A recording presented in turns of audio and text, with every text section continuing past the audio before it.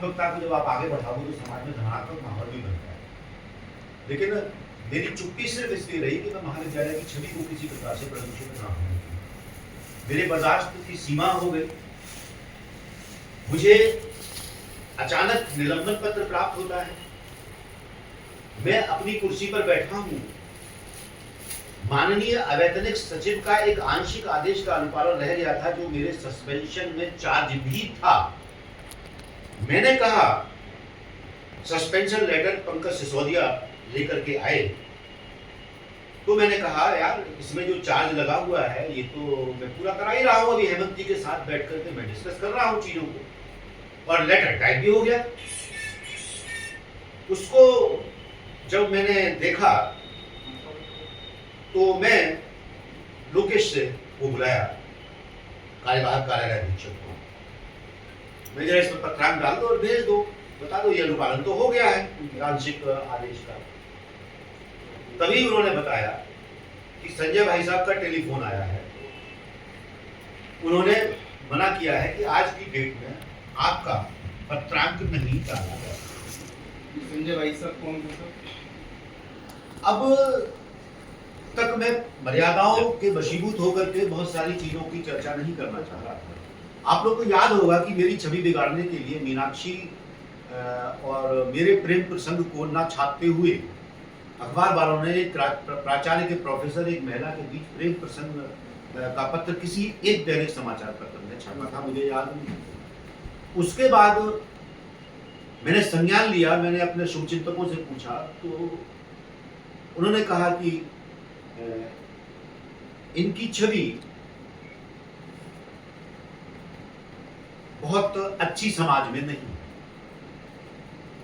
फिर ये गया कि भाई मेरा जीवन सार्वजनिक जीवन है, मेरी सारी शिक्षा पालकर इंटरमीडिएट कॉलेज और इलाहाबाद विश्वविद्यालय में रही है, ना को एजुकेशन ही रही है हमेशा, और मैं कभी भी जेंडर डिस्क्रिमिनेशन में विश्वास नहीं रखता था कि मैं पुरुष हूं तो महिला से सिर्फ इसलिए दूरी बनाऊं कि वो महिला है।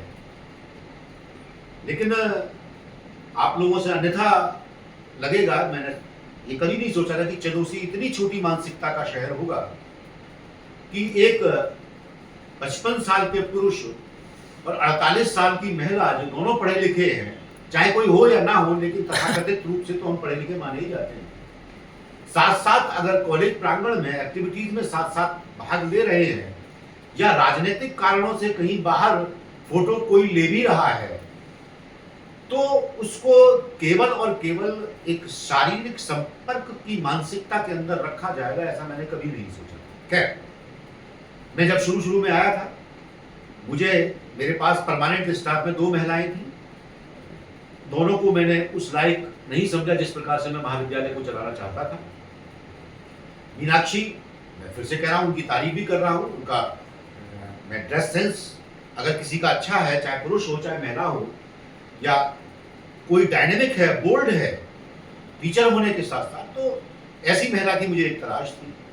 और मैंने राजनीतिक कारणों से भी, चूंकि मैं और मीनाक्षी एक ही राजनीतिक उसमें काम करते हैं पार्टी में, तो इस नाते भी प्रवीण से भी इस नाते संपर्क ज्यादा हुआ कि वो एक समान विचारधारा की पृष्ठभूमि के, लोकेश से भी मेरा संपर्क इसलिए ज्यादा हुआ कि इन तीनों लोगों ने मेरे इतना ख्याल रखा कि मेरे घर से लेकर के मेरी किचन तक लेकर के गेस्ट हाउस की किचन तक को अरेंज करना, और जब मेरे खाने पीने की कोई व्यवस्था नहीं थी तो खाना भिजवाना, नाश्ता भिजवाना, चाहे लोकेश हो, चाहे प्रवीण हो, चाहे मीनाक्षी हो, ये सब था। लेकिन जैसे ही वो एक प्रसंग आया तो मैंने चर्चा की, तो लोगों ने भी कहा कि भाई ये चंदौसी बहुत छोटा शहर है, हर बात का जो है वो बतंगड़ बन जाता है, तथा यहाँ एसएन कॉलेज के अतिरिक्त कोई चर्चा का केंद्र भी नहीं रहता, क्योंकि सबसे बड़ी संस्था है, सबसे प्रतिष्ठित संस्था रही है, इसलिए इसकी हर बात घटना का तो मैंने अपने आप को परिवर्तित किया। और जहां तक मैं समझता हूँ कि जितने भी समय में गेस्ट हाउस में रुकता था, उतने समय सभी पत्रकार बंधु, खासतौर से जो आज के हैं, उनका तो कार्यालय भी सामने है, और संभवतः मेरा गेस्ट हाउस एक ऐसा निवास है जो सार्वजनिक लगता है, वो लगता ही नहीं कि घर है, ऐसा लगता है कि जैसे मार्केट में कोई भी आदमी देख रहा है दो महाविद्यालय के नौकर, नौकर तो नहीं कहना चाहिए, चपरासी महाविद्यालय के, एक मेरा ड्राइवर और एक मेरा रसोईया, महाविद्यालय ने मुझे परमानेंट रूप से काम करने को दिया है। उनकी भी तनख्वाहें अभी शायद रिलीज नहीं है, उनका बात कह रहे हैं ये लोग कि सर हमारी तनख्वाहें तो नहीं है, जबकि सस्पेंशन में सारे भत्ते सुविधाएं वही रहती हैं, केवल कार्य करने से रोका जाता है। सस्पेंशन का जो मतलब है, जो भी सुविधाएं संस्था ने प्रदान कर रखी हैं वो सारी की सुविधाएं, भत्ते सब वही रहते हैं, केवल और केवल जो है वो आपका वेतन आधा हो जाता है और आपको महाविद्यालय में कार्य करने से रोका जाता है। इसके बाद मैंने दूरी बनाई तो लोगों ने संभवतः या तो पहले से ही साजिशन उन्होंने मुझसे नजदीकियां बढ़ाने की कोशिश की होगी, ये भी हो सकता है, क्योंकि जो आरोप उन्होंने लगाए हैं, सभी जगह भेजे हैं, उनमें अपने शारीरिक और मानसिक शोषण के साथ साथ महाविद्यालय के भी आरोप लगाए हैं। इसका क्या तात्पर्य है? जिस महिला का मानसिक शोषण होगा, शारीरिक शोषण होगा या जिसके साथ बलात्कार का प्रयास या बलात्कार किया जाएगा, क्या वो महिला अपने शिकायती पत्र में, अपने एफआईआर में कॉलेज के भ्रष्टाचार की भी शिकायत करेगी? संभवतः ये पूरे इतिहास में पहला केस ऐसा होगा जिसमें दोनों चीजों को साइमल्टेनियसली दिया जा रहा है और मैं इसको साजिश मानता हूं। एफआईआर बाद में हुई है। अभी आप पूछ रहे थे संजय कौन है, अभी आप पूछ रहे थे जी जी। एक संजय तो वो है जो जिनके गुमनाम नाम से मेरा पत्र आया था। एफआईआर में भी श्रीमती मीनाक्षी सागर जी ने कहा है कि मैं ये चाहता हूं कि संजय को के विरुद्ध षड्यंत्र कर रहा हूं। मैंने मीनाक्षी जी को प्रोवोक किया कि आप संजय के विरुद्ध षड्यंत्र करिए। संजय मेरे प्रबंध तंत्र का हिस्सा नहीं है, महाविद्यालय प्रबंध तंत्र से संजय जी का कोई मतलब नहीं है। वो एसएन कॉलेज सोसाइटी के जॉइंट सेक्रेटरी हैं और लॉ कॉलेज के प्रबंधक। मैं जब शुरू में आया तो मैनेजमेंट ने बहुत अच्छा कोऑपरेशन किया। शांतनु जी जो वास्तविक सेक्रेटरी हैं, उनसे बहुत अच्छा तालमेल रहा, लेकिन कभी भी वो कॉलेज के बारे में मुझसे चर्चा नहीं करते थे, बहुत कम करते थे, केवल एक लाइन या दो लाइन में करते थे।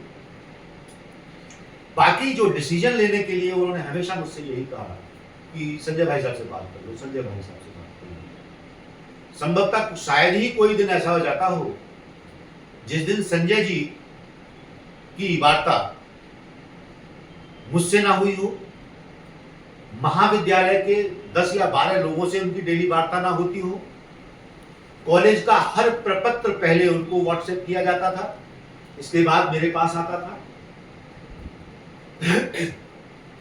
लेकिन चूंकि मुझे तो निष्पक्षता से बिल्कुल काम करना था, तो मुझे कोई फर्क नहीं पड़ता भाई मेरा प्रपत्र कहीं जाए, जब मेरा उद्देश्य क्लियर है तो कोई भी देते, वैसे भी सार्वजनिक संस्थान है और उनके अनुरूप ही सारी की सारी चीजें जो है वो करने का प्रयास करता था। मेरा जो खुद का फंड है, बॉयज फंड, जो मैं खुद ऑपरेट करता हूँ, मेरा टारगेट था कि इस महाविद्यालय को, छात्र छात्राओं को वो सारी की सारी सुविधाएं दूं जो दिल्ली के विश्वविद्यालय अर्थात दिल्ली के प्रख्यात कॉलेजेस में सुविधाएं मिलती हैं। ऑनलाइन का जमाना आने वाला है, ऑनलाइन के जमाने में बहुत सारी चीजें आप महाविद्यालय में मानव संसाधन ना होते हुए भी बच्चों को मुहैया करा सकते हो। मेरा वोकेशनल कोर्स में बहुत जोर था और आप सब लोग देखते होंगे कि जब मेरे वोकेशनल के क्लासेस चलते थे या जो भी ट्यूटर्स वगैरह आते थे निःशुल्क सेवा करने के लिए, भी जो भी छात्र छात्रा या कुछ रिटायर्ड कर्मी आते थे, उनकी सहायता से मैंने वोकेशनल को अच्छी तरीके से निष्पादित किया। परीक्षाएं मैंने अलग से परीक्षा भवन बनाया, परीक्षा विभाग बनाया, जिससे कि परीक्षा की गोपनीयता और शुचिता जो है वो बनी रहे। लेकिन ना जाने क्यों मुझे अब आकर के ये लग रहा है कि ये मेरे खिलाफ षड्यंत्र जिस दिन से मैं आया हूं उसी दिन से चल रहा है। शायद मेरी पृष्ठभूमि, मेरा व्यक्तित्व, मेरे काम करने की शैली, मेरी ईमानदारी सब पहले से देख रखी होगी, कुछ लोगों ने सुन रखी होगी या ट्रेस आउट करा ली होगी कि कैसा हूं मैं कैसा नहीं हूं। उस हिसाब से षड्यंत्र रचा जा सकता है। मैंने प्रशासन से भी कहा है दोनों सीओ से कहा है जिन्होंने मेरे केस की इंक्वायरी करी है। एक सीओ थे जिन्होंने कि महिला आयोग में जो शिकायत की थी, शिकायत तो वही 4 पन्नों की है, चाहे वो प्रबंधन के ऊपर हो, चाहे वो एफआईआर के रूप में हो, चाहे वो किसी भी अन्य उच्च अधिकारियों के पास गई है, शिकायत तो वही है, सबके जवाब भी देता रहा। तो माननीय राज्य महिला आयोग की इंक्वायरी आई थी, सीओ साहब ने इंक्वायरी करी थी, भेज दिया मेरे पक्ष में ही, संभवतः गई होगी, नहीं गई होती तब तक आयोग से कोई ना कोई नोटिस मुझे प्राप्त होता है या कोई इंक्वायरी हुई होती है। दूसरे सीओ हैं, उनसे भी मैंने यही कहा कि मेरे खिलाफ षड्यंत्र है, और मैं तो पुलिस क्षेत्र अधिकारी होने के नाते भी आपसे ये अनुरोध करता हूँ कि मेरे खिलाफ पूरे षड्यंत्र की आपकी जिम्मेदारी भी है, उसका पर्दाफाश करने की कृपा करें। वो लगातार षड्यंत्र चल रहा है। अब चलते चलते परीक्षा भवन में जानबूझ करके एक घटना कराई जाती है, या अपने आप हुई हो, मैं ये नहीं कह सकता हूं। वहां से मैं जो भी दोषी होते हैं, जो भी प्रत्यक्षदर्शी होते हैं, या जो भी घटना में इन्वॉल्व होते हैं, संलिप्त हैं, उन सबसे जो भी प्रथम दृष्टया मुझे 5 लोग दिखाई दिए जो नियमित स्टाफ है। उस पर आरोप ये भी लगाया गया है कि जो 2 अन्य वोकेशनल कोर्सेज में पार्ट टाइम ट्यूटर प्राप्त है, उनसे मैं कैसे पूछता हूँ, वो तो मेरे ऑनरेरी है। जो आदमी निःशुल्क सेवा दे रहा है कॉलेज में, वो मेरे अधीन तो है नहीं, मैं उससे कैसे प्रश्न कर सकता हूँ। फिर मैं पूछता हूं तो बाकी सभी लोग सही जवाब देते हैं। सही का मतलब है जो वीडियो में है वो जवाब मिलता है, फिर मुझे एक ऑडियो भी मिलता है, और उस ऑडियो के मीनाक्षी सागर जी ने उसी दिन से अपने बयान लगातार बदलने शुरू। इसी पत्र में वो सब डॉक्यूमेंटेड है, वो सब मैं पत्र प्रस्तुत कर चुका हूं। किसी में कोई आरोप, किसी में कोई आरोप, किसी में कोई आरोप, फिर यहाँ तक आरोप बढ़ते गए, आरोप की श्रेणियां बढ़ती गई, फिर रेप के प्रयास का आरोप, फिर रेप का आरोप, ये लगातार बढ़ते गए, और लगातार उनके बयान हर जगह जो है वो बदलते गए। खैर, वो कानून और व्यवस्था पुलिस का कार्य है, वो अगर मैं दोषी हूँ तो मुझे भी सजा मिलनी चाहिए, उसमें मैं कहीं नहीं कहता। अगर कोई भी मैंने गैर कानूनी कृत्य किया है तो मुझे सजा मिलनी चाहिए, मुझे उससे भी कोई ऐतराज नहीं है। हाँ, लेकिन जो महाविद्यालय में जानबूझ करके अड़चनें पैदा की जा रही हैं कि जिससे मैं चला जाऊं अन्य प्राचार्यों की भांति। कौन कौन से प्राचार्य हैं, उनके इतिहास पर भी आप लोग का समझा लाना चाहूंगा।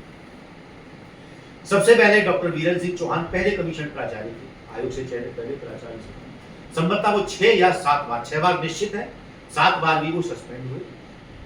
उनका कहीं दूसरी जगह प्राचार्य के रूप में सिलेक्शन हो गया, वो छोड़ करके। दूसरे प्राचार्य डॉक्टर लाल बहादुर रावल आते हैं, वो 6 महीने केवल रुकते हैं। वो देखिए कितना बड़ा व्यक्तित्व होगा, वो जो पूर्व सांसद भी है, वो 6 महीने रुकते हैं और अभी तक अपना जीपीएफ लेने नहीं आए हैं। रिकॉर्ड्स में आया कि उनका जीपीएफ आज भी मेरे कॉलेज में ही संरक्षित है। तो आहत ही होकर के आदमी गया होगा, और सुनते हैं कि रात में ही अपना सामान उठा करके भाग गए, ऐसा कहा जाता है महाविद्यालय में। तीसरे महाविद्यालय में commission principal doctor Mukul Bansal आए, उनको भी 3 बार टर्मिनेट किया गया, उन पर भी क्रिमिनल चार्जेस वगैरह तमाम हो रही है।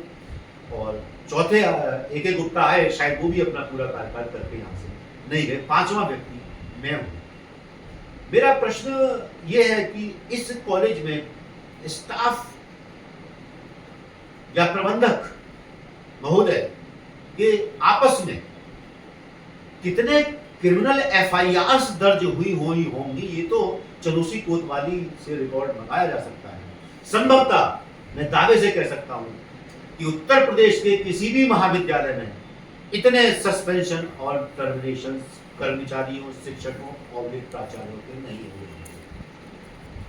जो भी मैं दावे से कह सकता हूं, नहीं तो जिनमें अधिकांश हुए होंगे वो सारे के सारे में ये टॉप 5 में महाविद्यालय जरूर है। तो मेरा ये भी प्रशासन से आप सब लोग के माध्यम से निवेदन है कि इस मामले की ही भी जांच करे पुलिस कि ऐसा इसी महाविद्यालय में क्यों हो। तीसरा जो आपने प्रश्न उठाया, एक नक्शा मुझे दिया जाता है कि साहब ये जमीन समिति की है और ये जमीन जो है वो महाविद्यालय की है। खैर, मैंने उस पर भी कोई आपत्ति नहीं की कि भाई मेरा भूमि व्यवस्था देखना प्रबंधकों का काम है, प्रबंधकों का काम है। मेरा मन था कि हॉस्टल फिर से छात्र छात्राओं को शुरू करें। माननीय गुलाब देवी मंत्री जी ने भी मुझसे कहा था कि एक मीटिंग में जिलाधिकारी महोदय भी उपस्थित थे और मैं और जिलाधिकारी महोदय हॉस्टल को देखने भी गए थे, तो उन्होंने कहा कि ये जर्जर है। मेरे पास ऐसे लिखित प्रमाण है कि ये हॉस्टल जर्जर घोषित करा दिया। मैं साहब इसमें कुछ नहीं कर सकता, ये मेंटेनेंस का काम है, मैनेजमेंट इस पर इसमें। जबकि जहां तक मुझे संज्ञान में आ रहा है कि समिति जब तक लीज ना करे महाविद्यालय को या महाविद्यालय के नाम भूमि ना हो तो कोई महाविद्यालय स्थापित नहीं हो सकता। या तो सारी जमीन समिति की है या सारी जमीन कॉलेज की, मैं दावे से कह सकता हूं, क्योंकि बिना महाविद्यालय को भूमि दिए हुए अथवा बिना महाविद्यालय को लीज किए हुए कोई भी महाविद्यालय स्थापित नहीं हो सकता। संभवतः पुराने समय में भी ये नियम रहा होगा। लीज का नियम मुझे पता है ये बहुत बाद में आया है, क्योंकि इकट्ठी भूमि मिलना असंभव रहता है, तो लीज का समय बहुत बाद में। मेरा गेस्ट हाउस जब, हाँ अब मैं जरा अपने निलंबन पर आता हूँ। मैं अचानक बैठा हुआ हूँ, उस पत्र पर साइन नहीं किए जाते हैं। लॉ एंड ऑर्डर की प्रॉब्लम थी, मैं डीएम साहब के पास गया। नहीं साहब देखिए पत्र मैंने टाइप कर रखा है और इस तरीके से उन्होंने मुझे निलंबित कर दिया है और वो ये निलंबन चार्ज भी है। डीएम साहब ने भी एक कमेटी बना रखी थी जिसकी रिपोर्ट मेरे पक्ष में आ चुकी है। डीएम साहब ने उस समय कमेटी की रिपोर्ट नहीं आई थी, तो डीएम साहब ने कहा कि जब तक, पता नहीं कौन सा आयोग उन्होंने नाम दिया था, मुझे याद नहीं आ रहा, कि जब तक उसकी रिपोर्ट नहीं आ जाती है तब तक आप इनको सस्पेंड नहीं कर सकते। फिर जो वकील साहब हैं एक आदित्य रस्तोगी, वो जांच में भी काफी सक्रियता से पार्ट ले रहे थे। तो फिर डीएम साहब से उन्होंने, आदित्य रस्तोगी जी ने कहा कि साहब हम जो है वो विभागीय कार्यवाही देते हैं। तो डीएम साहब ने कहा कि विभागीय कार्यवाही देते हैं, तो आपको सस्पेंड किया जा सकता है। ठीक है, मैं आया, मैंने अपना सस्पेंशन पत्र प्राप्त किया, देखा तो हेमंत सक्सेना जी कुर्सी पर पहले से ही विराजमान थे। ना मैंने चार्ज मुझसे मांगा गया, ना मैंने चार्ज दिया, बल्कि मैं अपना निलंबन पत्र लेकर के चला आया। जबकि जहां तक मेरा संज्ञान है वो कैडर प्रिंसिपल नहीं है, उनको कुर्सी पर बैठने का अधिकार नहीं है, वो कुर्सी प्राचार्य की है। कैडर आदमी ही कुर्सी पर बैठ सकता है, गलत। कार्यवाहक प्राचार्य बगल में बैठ करके भी काम करते हैं। खैर वो प्रबंधक तंत्र का अपना अधिकार है कि इसको प्राचार्य की कुर्सी पर बिठाए, कार्यवाहक को बिठाए। मैं अपना निलंबन पत्र लेकर के चला, तभी पंकज सिसोदिया एक और पत्र लेकर के आते हैं मेरे पास कि साहब ये जो गेस्ट हाउस वो आपको कभी कभी रात्रि विश्राम के लिए दिया गया था सोसाइटी का, उसे और खाली कर दीजिए। मैंने उस पर साइन करके, मैंने कहा आज ही खाली करना है, आज ही खाली। मैंने मेरा कुछ 2-3 सूटकेस थे अपना उठा चला। किचन चूंकि महाविद्यालय की तरफ से स्थापित की गई होगी, वो सामान में था, ऐसे ही छोड़ के चला। अपने गाँव मेरा बगल में ही है और यहाँ जहाँ मैं बैठा हूँ यहाँ रहता ही था और बाकी अपना बुरा रहता। अब उस निलंबन के बाद जांच कमेटी बनाई जाती है। जांच कमेटी में इस तरीके से जैसे कोर्ट में कि दानवीर सिंह हाजिर हों, पूरे स्टाफ के सामने मुझे बेइज्जत किया गया। स्टाफ और कर्मचारियों के सामने एक प्राचार्य को एक चपरासी आवाज देकर के बुलाता है कि दानवीर सिंह हाजिर हो। ये क्या कोड ऑफ कंडक्ट है? आप कोर्ट नहीं हो। कोई भी जांच समिति क्वैसी जुडिशियल हो सकती है और मेरे अधीनस्थ मेरी जांच नहीं कर सकते। मैं आज भी कह रहा हूं, जांच समिति में मेरे अधीनस्थों को रखा गया, मैंने फिर भी मना किया, फिर भी समिति का, जांच समिति का सम्मान करते हुए उपस्थित हुआ। हालांकि मैंने अपनी आपत्ति दर्ज कराई कि मेरे अधीनस्थ मेरी जांच नहीं कर सकते।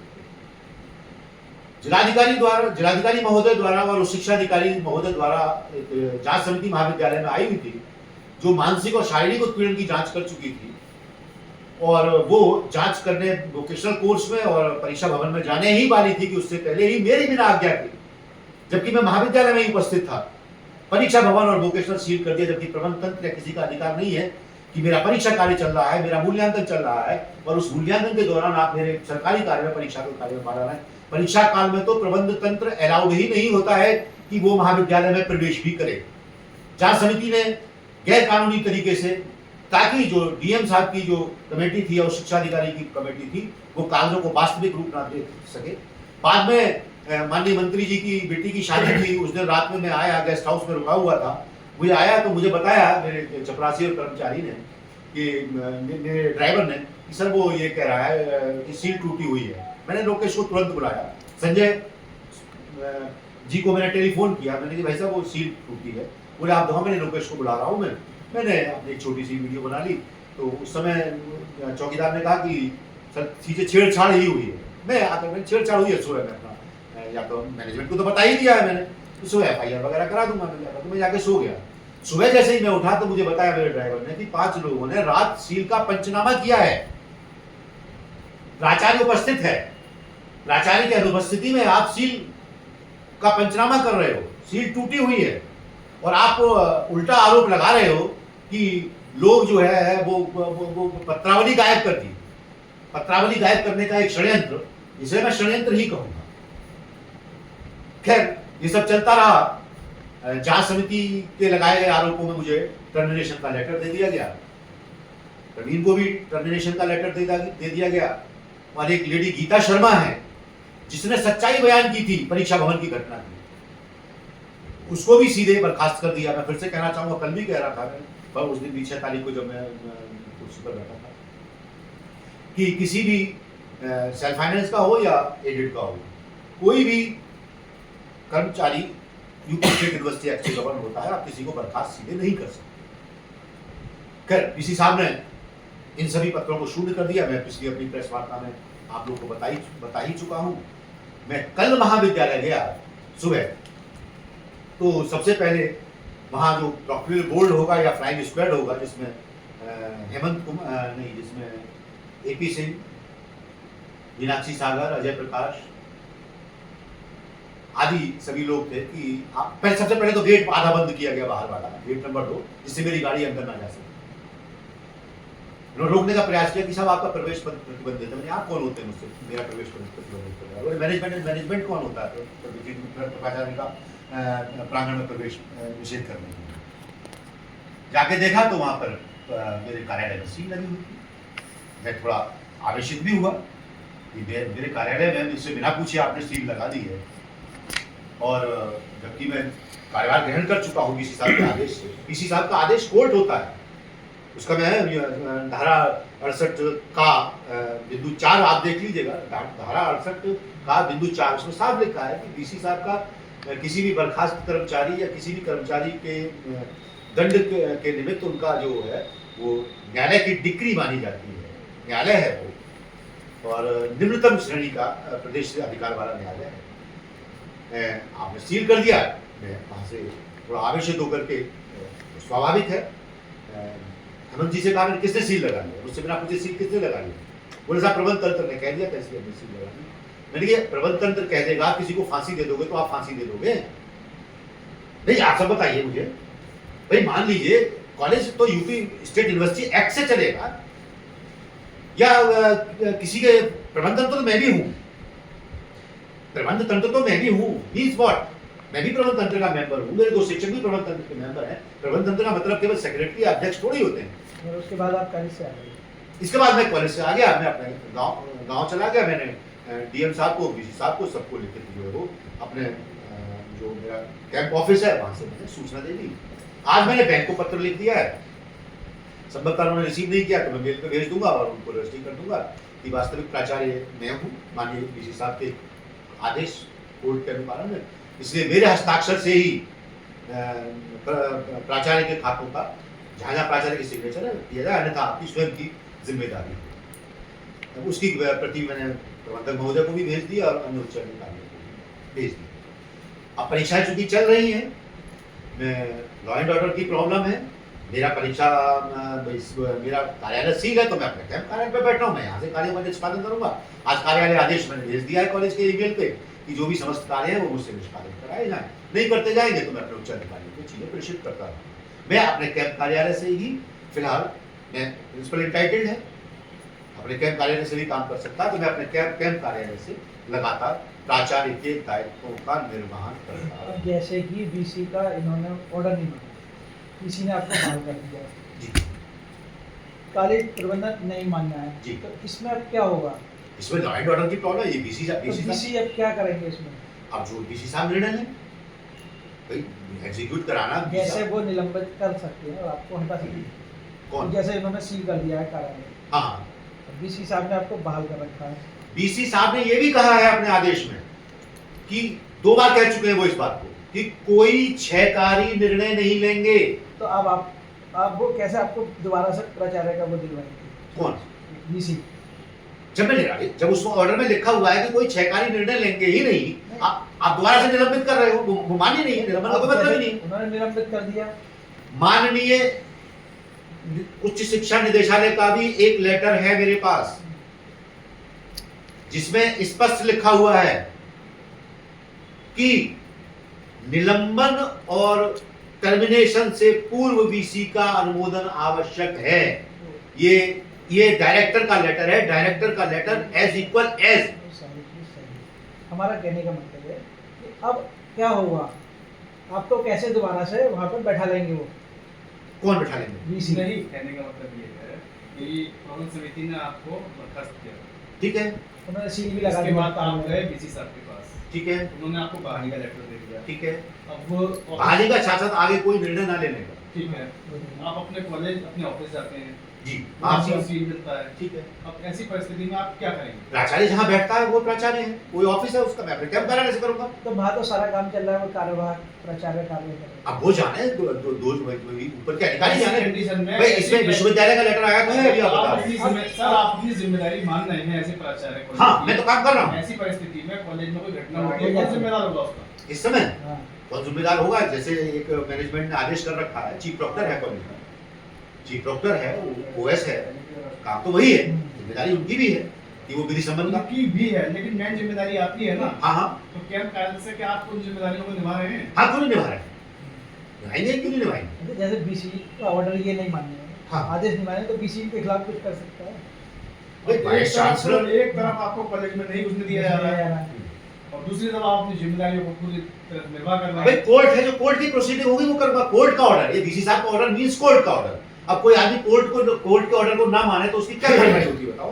मैं पूछूंगा, अपने आप अधिकारियों का कानून से जाएंगे, है ना, कोर्ट से जाएंगे, कैसे भी जाएंगे, आगे की क्या कार्रवाई होगी? बीसी साहब के शायद इस आदेश को कोर्ट में भी चैलेंज नहीं किया जा सकता है।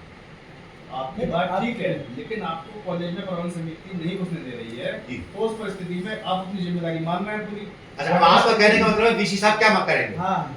मैनेजमेंट का अप्रूवल ऑनरेबल वाइस चांसलर देते हैं।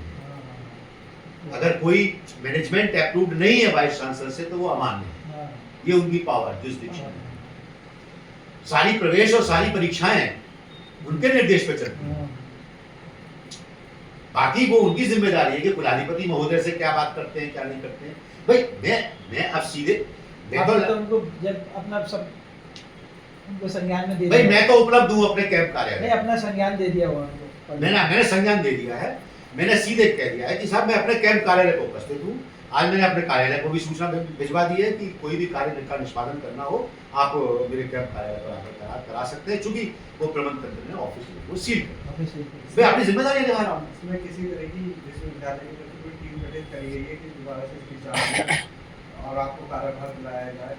अब हो सकता है, अभी तक तो मेरे संज्ञान में नहीं है। विश्वविद्यालय का जरूर है शायद कि कोई इतना लंबा प्रकरण हो गया है और काफी ज्यादा जो हुआ है वो अब तक कोई इन्वेस्टिगेशन कोई टीम गठित करके जो है इसकी जांच कराई। हाँ करा सकते हैं। भाई एक बार विश्वविद्यालय की जो मान्यता होती है तो मान्यता भी तो विश्वविद्यालय देता है कॉलेज को। अधिनियम में सबकी अपनी अपनी पावर्स हैं। अब फिर वही बात है, अब कल को कोई ये ना माने कि साहब ये फांसी दे रहे हैं मुझे। अब इन्होंने फांसी दे दी मुझे। भारतीय कानून में तो नहीं है कि ये फांसी दे सकते हैं। अब मेरे घर वाले क्या करेंगे आप? अभी जैसे कप्तान है, जी।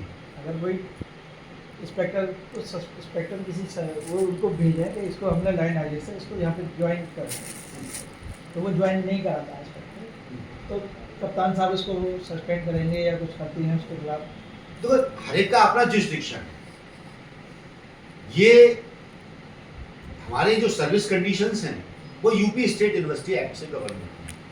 अब कोई यूपी स्टेट एक्ट को ही ना माने तो लॉ एंड ऑर्डर की प्रॉब्लम हो गई।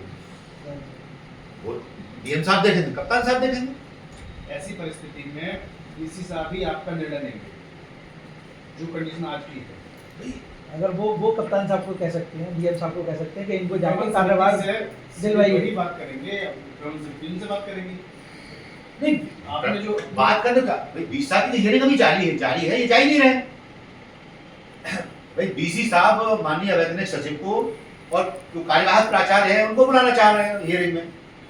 एक दिन जाने के बाद वो भी कार्यवाहक प्राचार्य गए थे, इनसे वो डॉक्यूमेंट्स मांगे थे, शायद बिना साइन किए हुए लोग आ गए थे वहां से, या उन्होंने साइन मतलब जो भी था, ये तो मैं नहीं कह सकता, गए थे। आपने बीसी साहब को संज्ञान में ले लिया। संज्ञान में डाल देंगे, मेरा ऑफिस सील कर जिलाधिकारी देंगे। को संज्ञान में संज्ञान ले लिया। डाल। जो उनका निर्णय होगा वो फिर आगे। अच्छा, आपने अपनी प्रेस कॉन्फ्रेंस में एक बात ये कही थी कुछ दिन पहले कि जैसे प्रकरण आपका मीनाक्षी सागर जी का और प्रवीण जी का, बाकी फला कॉलेज से संबंधित था, आपने कहा कि चंदोसी इतनी छोटी मानसिकता की है तो आप पूरी चंदोसी को कैसे कह सकते हैं इसकी?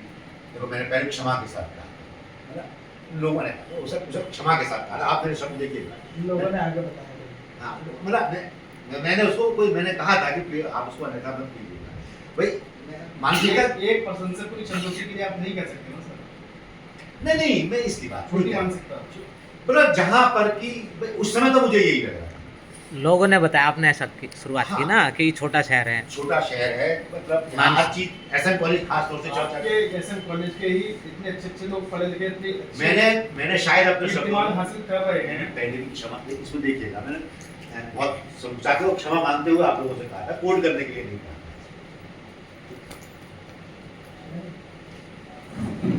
भैया एक हमारा जो प्रेस कॉन्फ्रेंस का होता है, अच्छा।